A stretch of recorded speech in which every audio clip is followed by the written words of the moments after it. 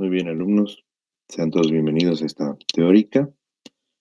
El día de hoy vamos a hablar de intoxicaciones alimentarias. Dentro de las intoxicaciones alimentarias tenemos tres microorganismos principalmente que van a causarnos este tipo de problemas.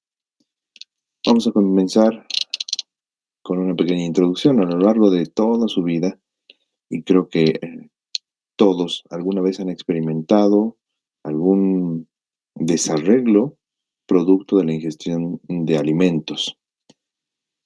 Este tipo de enfermedades pueden presentarse varias veces en la vida, varias veces durante un tiempo corto.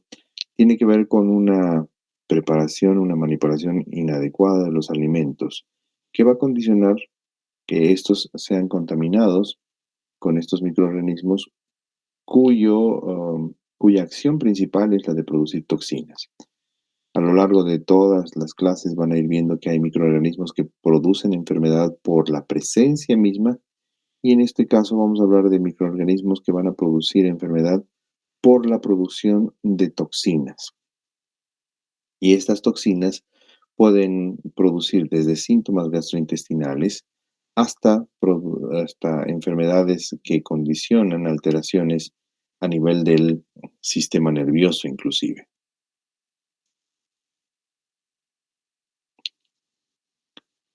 Vamos a empezar por Clostridium botulinum. Clostridium botulinum es un microorganismo anaerobio obligado, es móvil y además es característico formador de esporas. Tiene la particularidad de que estas esporas pueden ser terminales o subterminales. Como pueden apreciar en la diapositiva, tienen a veces la disposición o la forma que asemeja a un palillo de tambor. También está descrito en este microorganismo la presencia de flagelos perítricos, lo que hace que se convierta en un microorganismo móvil. Este tipo de microorganismos tiene una presencia tintorial gram positiva. Crece habitualmente en el intestino de los animales, en el suelo, y las esporas tienen la particularidad de encontrarse en las heces, en las plantas y en el suelo. Cuando hablamos de Clostridium botulinum, tenemos que remarcar que es una especie heterogénea y que a lo largo de esta descripción vamos a ir viendo que puede dividirse, puede caracterizarse en varias subespecies de acuerdo a la producción de antígenos.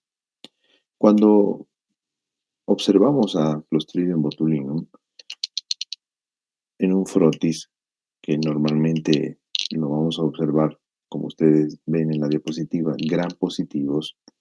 A medida que las colonias van envejeciendo y nosotros realizamos frotis, estas pueden tornarse gram negativas.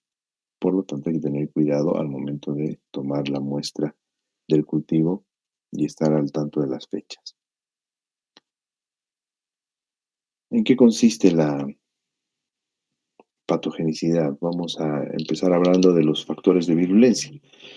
Basado en la actividad enzimática que tiene Clostridium botulinum, vamos a agrupar a las cepas en dos grandes grupos, aquellos que son proteolíticos y aquellos que no son proteolíticos. Las cepas eh, proteolíticas de Clostridium botulinum tienen la particularidad de producir enzimas, varias enzimas extracelulares que van a degradar tanto proteínas como carbohidratos con el objetivo de recolectar nutrientes, los cuales van a ser eh, útiles para alimentar a esta bacteria. Como pueden observar, dentro de estas enzimas tenemos la lecitinasa, que va a destruir la membrana celular de las células del hospedero, la colagenasa, que va a producir un daño a la proteína que sostiene los tejidos del hospedero, también va a producir daño a nivel del DNA,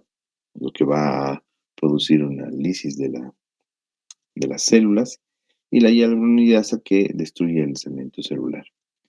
Estas cepas proteolíticas generalmente son mesofílicas y actúan a una temperatura óptima y que también es adecuada para la producción de toxinas. Y esto más o menos se da en 35 a 37 grados Celsius. Sin embargo, pueden producir neurotoxinas a temperaturas tan bajas como los 12 grados Celsius. Las cepas no proteolíticas son psicotróficas y estas pueden crecer y producir neurotoxina, fíjense, a una temperatura de 3 hasta 3 grados Celsius, con una temperatura óptima de 25 grados Celsius. ¿Dónde vamos a encontrar a Clostridium botulino? Como lo habíamos mencionado hace un momento, Clostridium sobrevive en el suelo, en la tierra, y crece en el intestino de los animales. Las esporas de este microorganismo pueden encontrarse en alimentos que han sido manipulados, procesados pobremente, como por ejemplo algunos enlatados, algunos encurtidos, ¿sí? Y las esporas son resistentes al calor y pueden sobrevivir en alimentos enlatados cuando la temperatura se utiliza, se, se mantiene por debajo de 120 grados Celsius. También un pH ácido, ¿sí?, de 4.6, la disminución en la cantidad de oxígeno en el aire, un gran contenido de agua van a favorecer el contenido de la germinación de esporas y la producción de toxinas. Por lo tanto, especies, hierbas, hongos deshidratados pueden servir como una fuente potencial para las esporas. Los alimentos que se enlatan en el hogar o que se preparan a manera eh, de alimentos encurtidos, es decir, todo lo que son conocidos como escabeches, son los que van a favorecer que Clostridium y las esporas crezcan y produzcan luego enfermedad. No es un microorganismo invasor, ¿se dan cuenta? Habíamos mencionado que hay microorganismos que van a invadir las células, la van a destruir, mientras tanto otras que por la producción de estas toxinas van a producir enfermedad. Una particularidad con Clostridium botulinum es que produce la toxina botulínica, la cual puede causar graves problemas. Es la exotoxina más potente conocida. Y el botulismo, que es la enfermedad característica de esta bacteria, tiene varias formas. Sin embargo, la más común es la enfermedad relacionada por la intoxicación relacionada por alimentos. Ahora, ¿de dónde viene el nombre de Clostridium botulinum? El botulismo viene de una palabra latina, botulus, que significa salchicha. ¿Qué ocurría? Más o menos en Europa Central, en el siglo XVIII, esta enfermedad estaba ligada o estaba asociada con frecuencia al consumo de morcillas. De ahí es que se quedó el nombre de Clostridium botulinum. ¿Qué enfermedad? ¿Qué enfermedades? 4 principales tipos de botulismo. Habíamos indicado que en el tema principal que estamos tocando hoy día, que son las intoxicaciones alimentarias, el botulismo alimentario es la enfermedad más común. ¿En qué consiste? Estamos hablando del botulismo clásico. Es el consumo de comida contaminada con esporas, ¿sí? No causa enfermedad generalmente en personas, en adultos sanos. Sin embargo, cuando la comida contaminada, luego de calentarse por al menos 70 grados Celsius y luego enfriar, promueve la germinación de esporas. Es decir, recalentar y dejar al ambiente hace que estas esporas germinen. Esta germinación puede tomar lugar en el colon, pero Clostridium es incapaz de sobrevivir debido a la flora residente, es decir, nuestra flora microbiana actúa como una barrera protectora. Cuando hablamos del calentamiento, esto remueve el oxígeno, por lo tanto, el ambiente anaerobio creado por este recalentamiento de la comida permite la germinación y el crecimiento del organismo, por lo tanto, es capaz de producir la toxina botulínica. La ingestión de la toxina puede ser letal y el periodo de incubación del botulismo depende de la tasa de toxina, de la cantidad de toxina que se haya consumido, la cual puede ocurrir en un periodo que va desde las 2 horas hasta los 8 días, con un tiempo promedio de 12 a 72 horas. Una vez que se ha consumido, la toxina es absorbida y alcanza la circulación sanguínea. Entonces, la toxina bloquea la liberación de neurotransmisores, la de acetilcolina, lo cual previene la propagación del impulso nervioso.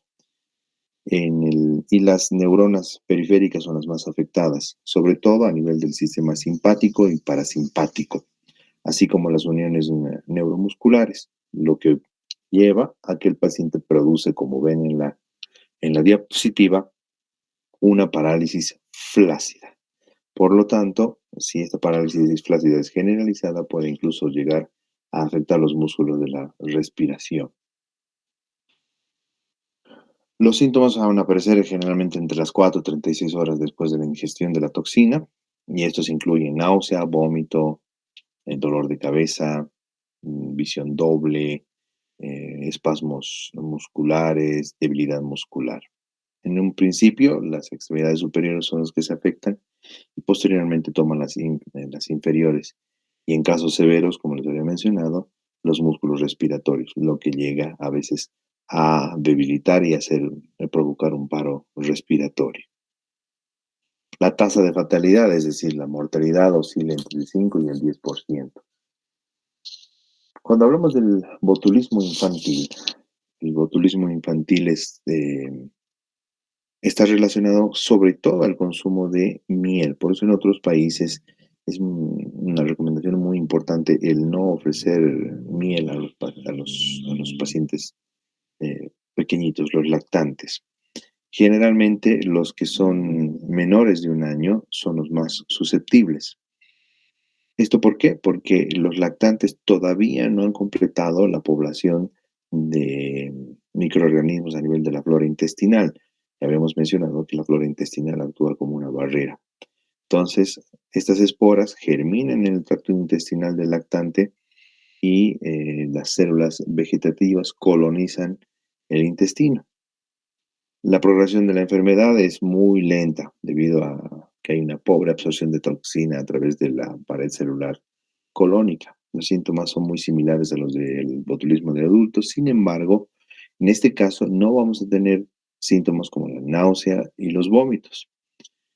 Signos tempranos son un llanto débil, debilidad muscular, una dificultad para la alimentación, una succión débil, hipotonía marcada, y ahí tenemos el síndrome del niño hipotónico, es decir, como ustedes ven en la diapositiva, vamos a tener un paciente, un lactante, que parece un muñeco de trapo. La muerte está presente en casos severos y alcanza aproximadamente el 5%. Los lactantes que son alimentados por biberón son más susceptibles a tener botulismo infantil. Y, como se había mencionado al principio, la miel es un factor de riesgo importante. El botulismo relacionado a las heridas, ¿sí?, es bastante raro. Sin embargo, es importante mencionarlo. Ocurre en los pacientes que han tenido heridas traumáticas o heridas quirúrgicas. Generalmente aquellos pacientes algunos tienen el antecedente de ser consumidores de drogas intravenosas. También se ha descrito este tipo de botulismo en los soldados que sufren heridas en el campo de batalla. Sin embargo, en los últimos años se ha incrementado el número de casos que han sido informados entre estos pacientes adictos a las drogas intravenosas. También en aquellos pacientes que utilizan cocaína intranasal, y este tipo de botulismo se caracteriza porque hay un ambiente anaerobio creado por la destrucción tisular y el crecimiento de bacterias aerobias, lo que ayuda en la germinación y el crecimiento de Clostridium. El periodo de incubación del botulismo en las heridas es de 4 a 14 días. La toxina botulínica se produce y se absorbe a través de las membranas mucosas, la piel dañada, las heridas, lo que lleva al botulismo clásico, ¿no? Y tenemos el botulismo por inhalación. En este caso, el botulismo por inhalación, no hay una gran evidencia directa de que, que nos hable de cómo se produce.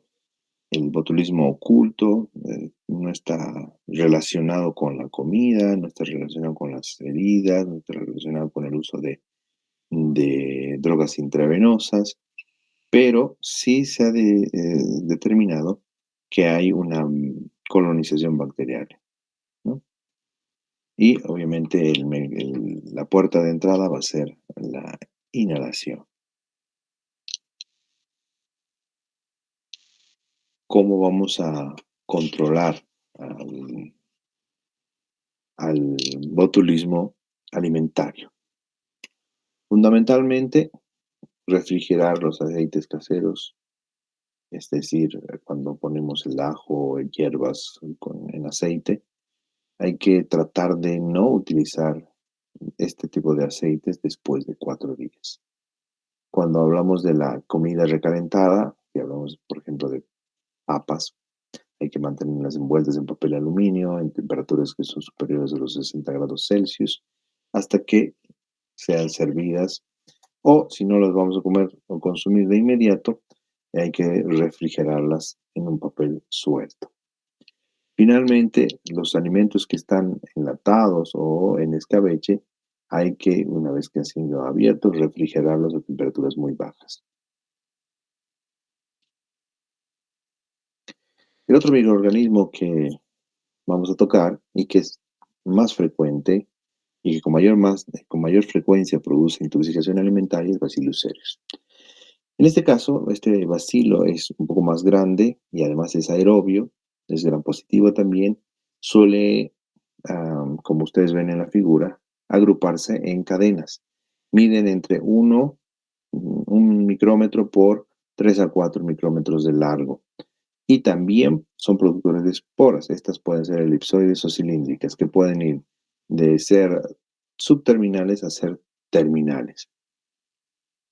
Fácilmente esporulan y en la mayoría de los medios después de 1 a 3 días. Suelen perder la movilidad durante las primeras etapas de la esporulación y las esporas son resistentes a los cambios ambientales, soportando desde calor seco e incluso ciertos desinfectantes químicos durante periodos moderados. Fíjense que puede durar durante años, la espora puede estar presente en tierra seca. La característica de Bacillus cereus es que tiene una pared que en la parte del péptido glicano contiene un ácido que es el ácido mesodiapimimélico, ¿sí?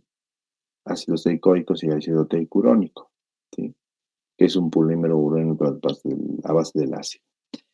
Los plásmidos que codifican la toxina, la bacteriocina o biosíntesis de la cápsula son también responsables de la resistencia a antibióticos.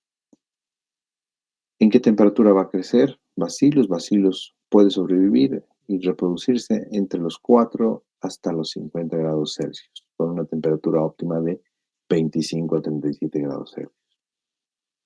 Como si ustedes se podrán dar cuenta, es una temperatura a la que nosotros vivimos habitualmente en las épocas cálidas, ¿sí? Generalmente no crece en un pH que es menor a 4 o 5, es decir, un pH ácido. Aquí tenemos las características culturales. Estas son las formas que adquieren las colonias de Bacillus cereus. Bacillus cereus es un microorganismo que puede producir actividad hemolítica cuando lo cultivamos en agar sangre, por ejemplo, produce halos de hemólisis, tiene una actividad de fosfolipasa positiva. Cuando los comparamos con otras especies de Bacillus, fíjense, tenemos hemólisis y motilidad, que lo va a diferenciar de Bacillus anthracis, por ejemplo. ¿Sí? En este caso, anthracis es negativo para hemólisis y para motilidad. El que se le parece es thuringiensis, fíjense, también es positivo para hemólisis y motilidad. La diferencia va a estar en que produce hidrólisis de la urea en todos los casos de thuringiensis, mientras que para Bacillus cereus va a ser variable, así como la reducción de nitratos a nitritos. No es sensible a la penicilina. ¿Cuáles son los factores de virulencia? Básicamente, Bacillus cereus, dentro de todas las toxinas que ustedes pueden observar en la diapositiva, fíjense que tiene varias, pero hay dos que van a resaltar y son generalmente las que van a caracterizar la enfermedad por intoxicación por este microorganismo.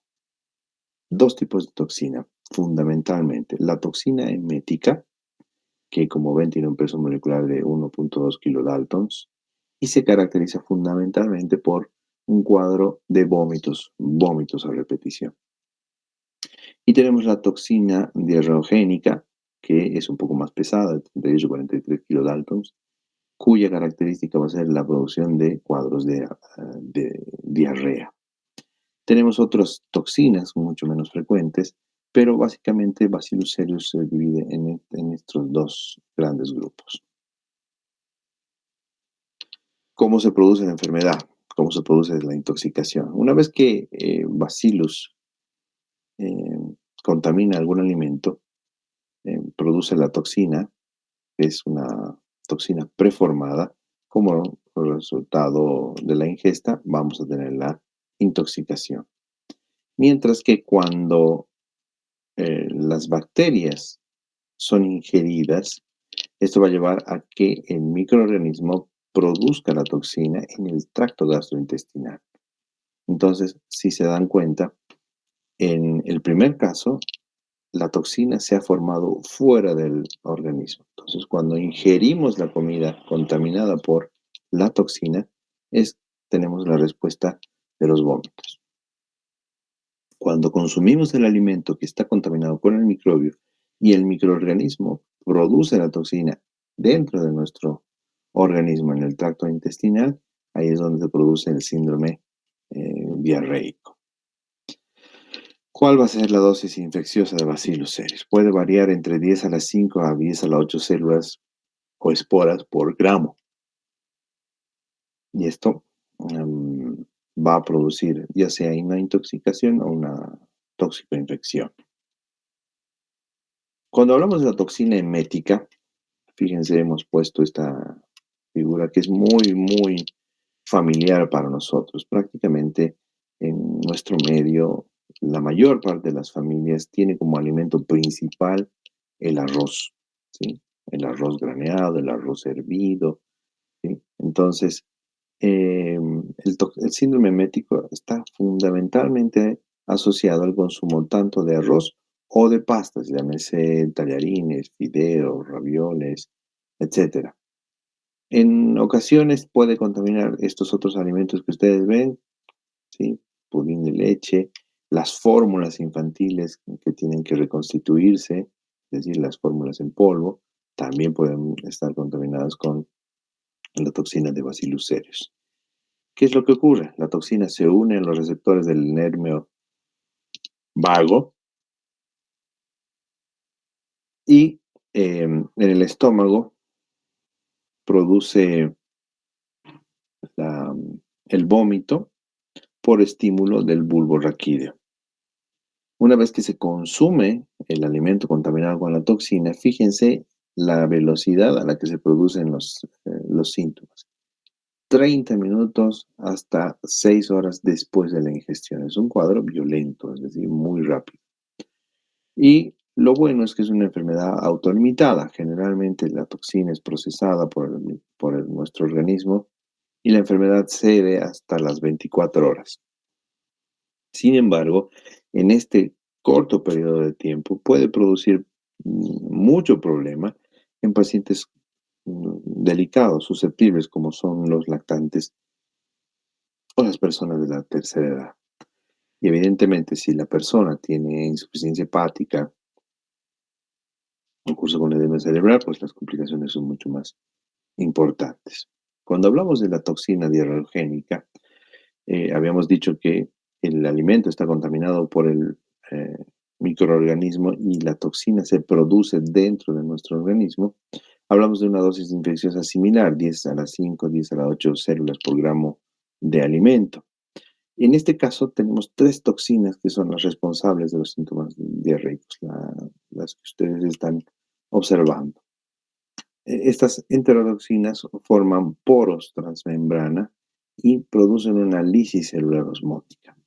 Entonces, como hablamos de lisis celular osmótica, significa que hay líquido involucrado que va a ir de un lado de menor concentración a uno de mayor concentración, lo que nos va a dar dentro de nuestro organismo a jalar líquido y perderlo. Habíamos mencionado que los síntomas también son rápidos, como en el síndrome emético, de 8 a 16 horas después del consumo de las bacterias. Empieza primero con diarrea leve, náuseas, a veces calambres o retortijones abdominales y luego viene el despeño diarreico, es decir, a veces acuosas abundantes. También en este caso la enfermedad es autolimitada, 24 a 48 horas de duración. Pero como les había mencionado, ese tiempo es suficiente como para que nos produzca daños severos en un paciente lactante menor o en un anciano. ¿Qué factores van a contribuir a que la enfermedad por bacilos se produzca? Primero, si nosotros no conservamos adecuadamente los alimentos, y en nuestro medio también está la costumbre de que lo que hemos cocinado al mediodía lo vamos a guardar para la cena, pero fíjense, hay muchos hogares que no cuentan con, por ejemplo, un refrigerador. Entonces tienden a conservarlo en la misma olla a temperatura ambiente. Este, este evento, ¿sí?, va a generar la producción de la toxina. Si el equipo con el que se cocina está contaminado, también hay mayor riesgo. Finalmente, si la cocción es inadecuada, si el recalentamiento no es a una temperatura adecuada, evidentemente las esporas no van a persistir y van a germinar una vez que disminuye la temperatura. La temperatura del almacenamiento de los alimentos debe estar muy por debajo del umbral de germinación de las esporas, esto es, por debajo de los 4 grados Celsius, ¿sí? O mantener la comida por encima de los 60 grados Celsius, es decir, mantenerla muy fría o muy caliente va a evitarnos una enfermedad por este microorganismo. Sin embargo, no hay que dejar de lado que pese a que nosotros conservemos bien cerrado, bien limpio en el refrigerador, Bacillus cereus es capaz de producir la toxina emética a una temperatura de 8 grados Celsius. Por lo tanto, tampoco es que nosotros vamos a dejar el alimento o las sobras durante varios días, no. ¿Por qué? Porque igualmente se puede producir. Cuando hablamos del recalentamiento, ¿sí?, este tiene que ser a una temperatura, sobre todo en alimentos que son sospechosos, es decir, si yo tengo arroz o tengo fideo, tengo que recalentarla por encima de los 75 grados Celsius antes de servir, ¿sí? Y obviamente cuando hablamos de lugares donde preparan comida, deben adoptarse medidas para prevenir la contaminación cruzada mientras el personal manipula los alimentos. Un último microorganismo cuando hablamos de intoxicaciones alimentarias es Listeria. El género Listeria tiene como estandarte a Listeria monocytogenes, que en 1926 fue denominado como Bacterium. Sin embargo, casi 20 años más tarde, es rebautizada como Listeria, en honor a Sir Joseph Lister. 10 años más tarde, se informan que ocurren casos de infección que van a involucrar recién nacidos, sobre todo infecciones generalizadas, sepsis, y a nivel del sistema nervioso central, meningitis. Y finalmente, el siglo pasado, a finales del siglo pasado, es donde se caracteriza a la listeria como un alimento transmitido por alimentos.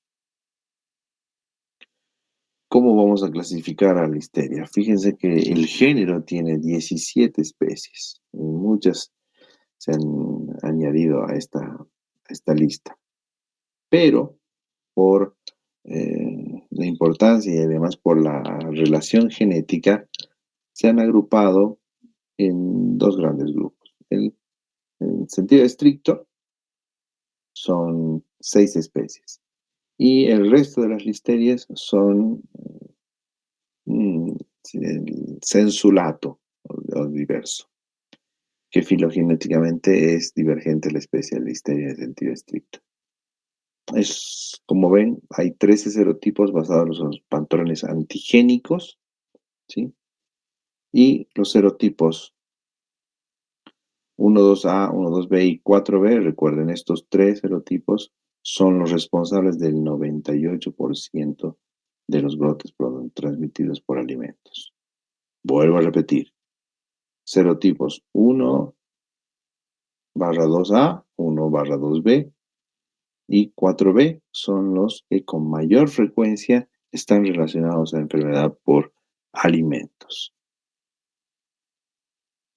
¿Cómo se ve listeria? Listeria es un bacilo corto, como pueden apreciar en la diapositiva, gram positivo, no forma esporas, ¿sí? Y suele perder la motilidad entre los 22 a 28 grados, pero no a los 37 grados Celsius. ¿Qué tamaño tienen? 0,4 a 0,5 micras, ¿sí? Por aproximadamente 0,5 a 2 micras de largo.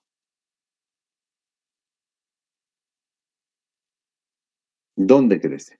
Listeria crece bien en medios como agar sangre de oveja al 5%, donde va a exhibir, como ustedes ven en la diapositiva, pequeñas zonas de hemólisis alrededor y debajo de las colonias. Es un anaerobe facultativo, catalasa positivo, produce hidrólisis en esculina, ¿sí? Y además es un microorganismo móvil. Produce produce ácido, pero no gas a partir de la utilización de una variedad de carbohidratos, es decir, es fermentador. Desde el punto de vista antigénico, como pueden ver en la tabla, tenemos muchos antígenos, ¿no? La clasificación se va a realizar solo con fines epidemiológicos y de estudio, cuando hablamos de la clasificación serológica. Sin embargo, tenemos que tener presente que existen 13 serobares conocidos y esta clasificación se le hace en base al antígeno somático, al antígeno O, y el antígeno H, que es el flagelar. Cuando hablamos de qué serotipos son aislados en humanos, tenemos, como habíamos mencionado, el 1/2A, el 1/2B y el 4B.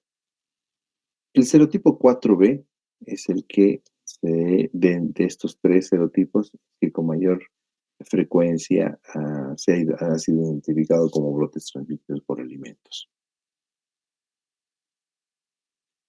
¿Cómo se produce la enfermedad por listeria, la intoxicación por listeria? El microorganismo ingresa al cuerpo a través del tracto digestivo después de la ingestión de alimentos contaminados. ¿Qué alimentos? Fundamentalmente estas 3 variedades: queso, fruta, verduras. Estas bacterias tienen proteínas adhesinas, esas 3 que ustedes están viendo, que van a facilitar la unión a la célula del hospedero, ¿sí? Y contribuyen también como un factor de virulencia. Pueden moverse de célula a célula como pueden observar aquí, sin salir al exterior, ¿sí? Por lo tanto, si no van al exterior de la célula, no van a estar expuestas a tener que entrar en contacto con los anticuerpos, el complemento o las células de defensa polimorfonucleares, por ejemplo. Dentro de la virulencia, el hierro es un factor importante cuando hablamos de listeria, produce sideróforos que son capaces de obtener hierro a partir de la transfermina. Y la inmunidad hacia esta bacteria está mediada fundamentalmente por las células. ¿Mm? Sabemos que la ubicación intracelular de la infección hace que sea difícil eh, abordar esta bacteria para su tratamiento. Entonces, eh, si hablamos de que la inmunidad celular es la que define la defensa contra este microorganismo, aquellas personas que tienen deterioro de esta inmunidad, ya sea por embarazo, por edad avanzada, eh, pacientes con síndrome de inmunodeficiencia adquirida, eh, pacientes con linfoma o que han recibido trasplante de órganos, van a ser las más susceptibles. Hay dos formas de listeriosis. Cuando hablamos de la enfermedad que produce listeria en general, tenemos que hacer la diferencia de la que se produce por alimentos a, por ejemplo, al síndrome de inicio temprano y el inicio tardío que se presenta en recién nacidos. El de inicio temprano, conocido como granulomatosis infantiséptica, es un resultado de una transmisión vertical, una infección in útero, y es una forma diseminada de la enfermedad. Mientras que la de la aparición tardía provoca una infección del sistema nervioso central entre el nacimiento y la tercera semana de vida.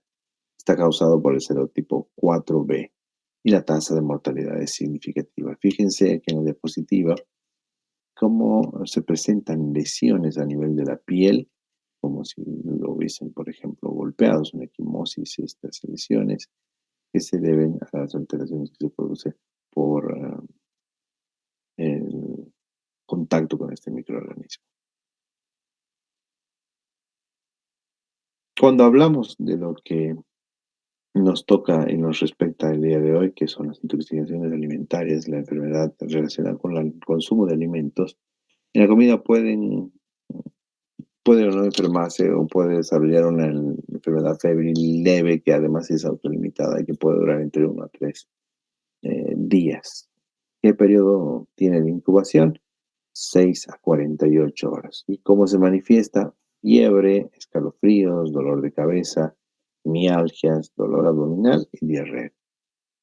Si se dan cuenta, esta intoxicación por listeria es muy parecida a los síntomas que se están dando actualmente por coronavirus, lo que nos deja la puerta a indicar que no todas las enfermedades, o sea, no todos los pacientes que lleguen al hospital deben ser tratados como sospechosos de coronavirus. Sabemos que estamos en pandemia, evidentemente es importante, pero no hay que dejar de lado que intoxicaciones alimentarias que producen síntomas similares van a ser una opción a considerar. ¿Cómo trato a listeria? Habíamos, si bien no lo hemos mencionado en los dos microorganismos previos, no es necesario el uso de antibióticos cuando hablamos de eh, Bacillus, por ejemplo. Cuando hablamos de Clostridium, sí, a veces es necesario el uso de mm, antibióticos y cuando hablamos de listeria, efectivamente también es muy necesario. Las medidas de prevención relacionadas con la manipulación de la comida tienen que ver con una pasteurización o un calentamiento de alimentos antes de ser consumidos, ¿sí? El calentamiento por encima de los 71 grados Celsius durante un minuto va a ser efectivo para matar esta bacteria. También se tiene que tomar en cuenta el control que tiene que haber, tanto en animales de granja, las vacas lecheras, ¿sí? Van a tener que ser sometidos y en otros países ya existen, por ejemplo, plantas de procesamiento para prevenir la infección, la contaminación por este microorganismo. ¿Qué antibióticos son útiles? Gentamicina, ampicilina, amoxicilina son eficaces para tratar esta listeriosis sistémica.